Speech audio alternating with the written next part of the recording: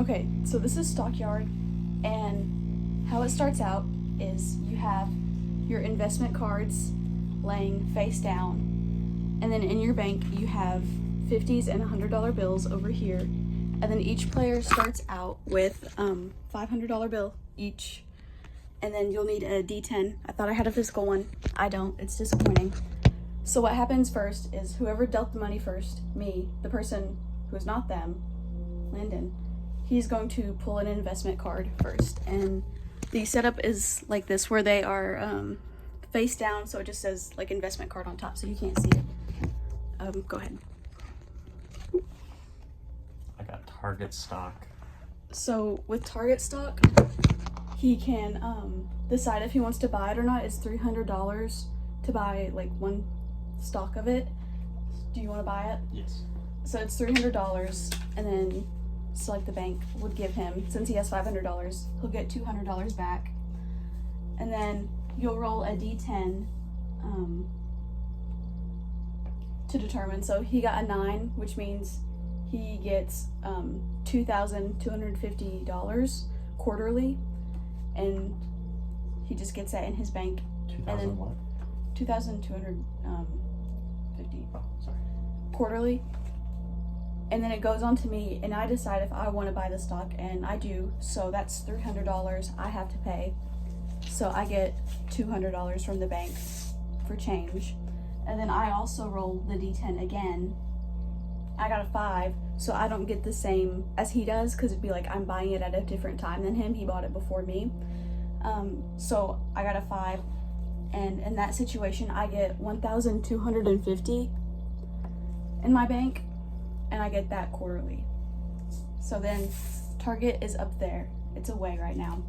And so then I pull the next investment card, and it's Apple stock. And I decide I don't want to buy Apple stock. I don't want it. But Landon can if he wants to buy Apple stock. I don't have $400. Yes, you do. I do? You do in your bank. 200. Right? Cool. Quarterly, you have like 1,000.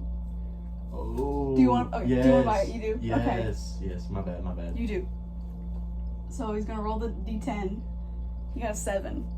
So now he gets to add $3,500 quarterly into his account for that investment. But he also gets that stock. I don't have that. So if something happens to Apple, it will only affect him. It won't affect me, thankfully. And then a wild card I added, which is you're gonna add 40% to your first stock. And so both of our first stock was Target, but if I did not take the Target stock, then mine would be Apple, or his would be Apple and Target, and we'd have different ones, so the yield would be different.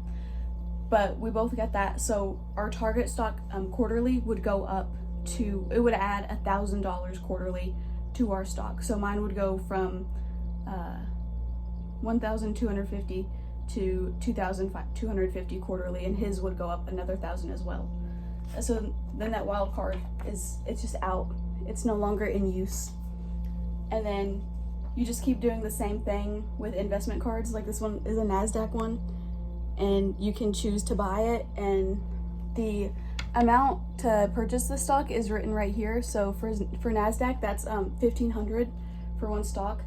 And then, so this is just for demonstration purposes. For a 3, so that'd be $9,000 quarterly. And then the game finally ends, and each turn, so after he pulls a card and then I pull a card, that's 1 quarter.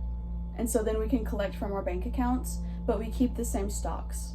And then, so after 4 quarters, or about 48 months or so, then the game is done, and whoever has the most money in their bank at the end wins.